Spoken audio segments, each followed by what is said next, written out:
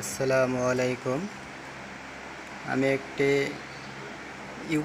Mini UPS বানিয়েছি আমার 12 volt অনু ও 12 volt রাউটারের জন্য। এটি হচ্ছে আমার মিনি ইউপিএস। এটি আমার টিপিলিংয়ের 12 ভোল্ট 1 এম্পিয়ারের রাউটার এবং ভিসল 500 মিলি এমএএসের অনু। এটা আমার 5 এম্পিয়ারের অ্যাডাপ্টার 12 ভোল্ট। এটাতে আমি ভেরিয়েবল সিস্টেম করেছি ভোল্টেজ আপ ডাউন করার জন্য।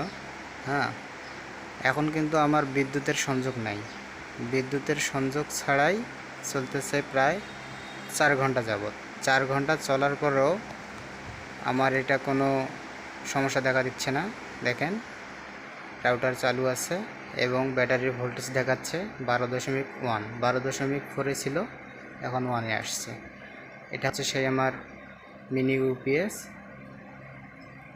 আর এদিকে কারেন্টের সংযোগটা যদি দেখাই, এদিকে মাল্টিপ্লাগে লাইট জ্বলে, এটা কিন্তু অফ হয়ে আছে।